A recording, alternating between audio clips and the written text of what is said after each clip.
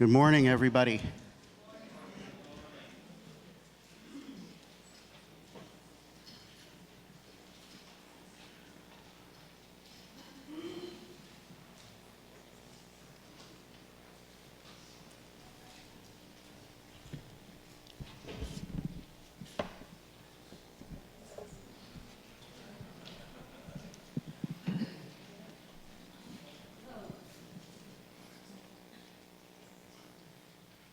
So what you're seeing is a 5-minute assembly of excerpts from an 80-minute film that I've just finished.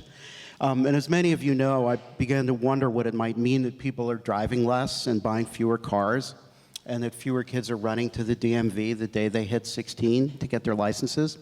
And I wondered if our sense of mobility was trying to change. Could we be approaching peak travel?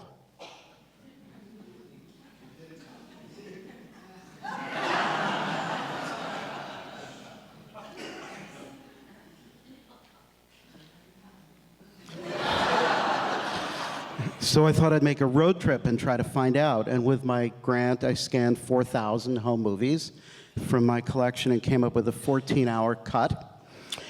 Something uncanny happens when you take little movies that were made for living rooms and throw them on the big screen. The audience becomes hyper-aware, hyper-conscious of detail. This is a real live cycling hobo from 1940.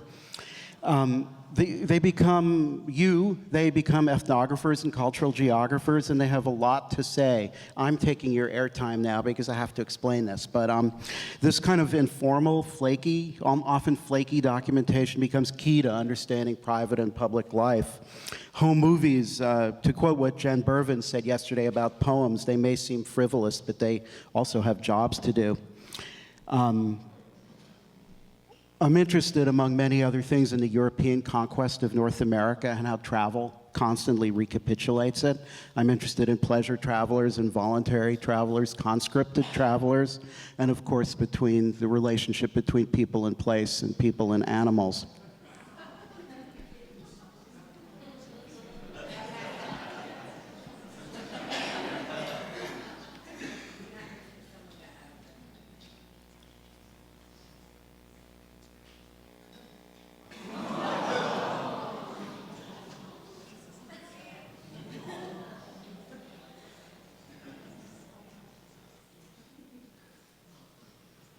Next time I'll just do 80 minutes of bears.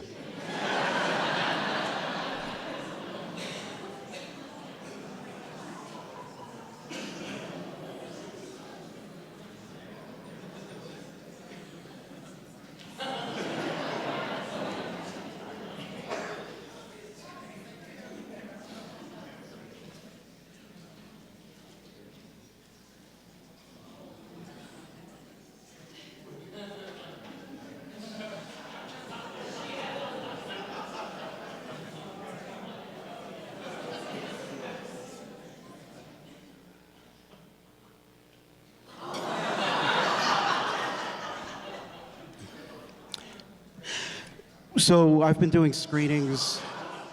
I've been doing this for about 8 years in San Francisco and Detroit. And like the urban screenings, this is not a normal movie. It's meant to be experienced by a lot of people in a big room. And I ask people to talk their way through it, like a sports audience, like the rowdies in the pit of the Elizabethan Theater. And it's a perpetual state of incompletion. The audience completes the film.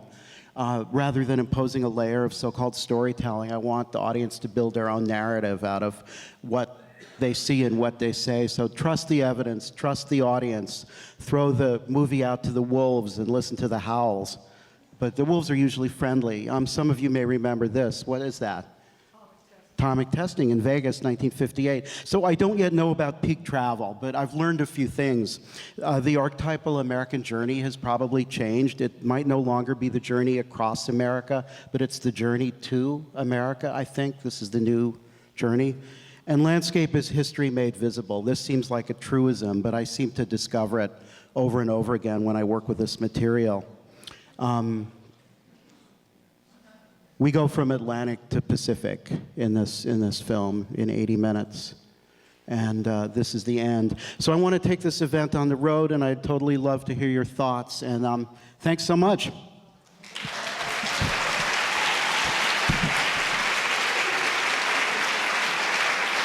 you.